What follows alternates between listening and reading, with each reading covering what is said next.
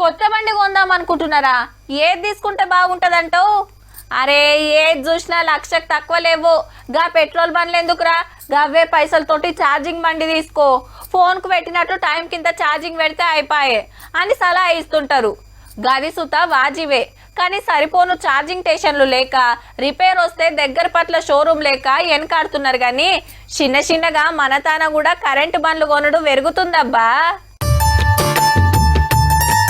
Right, ఢిల్లీలా ఒక్కపారే 200 electric బస్సులు చాలు చేసిండు ప్రధాని సారు. పెట్రోల్ డీజిల్ అవసరం లేని బస్సులు, ఫోన్ కు పెట్టినట్టు ఛార్జింగ్ పెడితే చాలు ఉరుకుడు.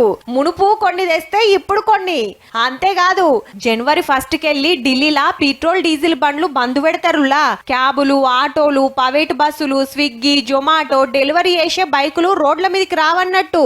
అట్లనే ఢిల్లీ కానుకొని ఉండే గుర్గావ్, గజియాబాద్, నోయిడా, ఫరీదాబాద్ సిటీలల్లా ట్రాన్స్పోర్ట్ బండ్లన్నీ పెట్రోల్ డీజిల్ తోటి నడిచేటి తీసేయాలని ఆర్డర్ వేసిండ్రు. గాలికెళ్ళి ఢిల్లీని కాపాడుకునే తండ్లాట. మరి చలికాలం వస్తే చాలు మొసమరకుంటైతుండే. గాలి మొత్తం ఖరాబ్ అయింది. నెంబర్ ప్లేటును బట్టి సరి బేసి నెంబర్లతోటి కొన్ని బండ్లు ఒకనాడు రోడ్ల మీదకి తెచ్చినా పెద్దగా ఫాయిదా గాలే. గిట్లయితే లాభం లేదని పబ్లిక్ నడిపేటి ఇడిచబెట్టి కడమ వాటి మీద నజరేసిండ్రు. పొగొచ్చే బండ్లు తిప్పకుంటే గాలి జరంత మంచిగా అవుతుందని ఆపొచ్చిన.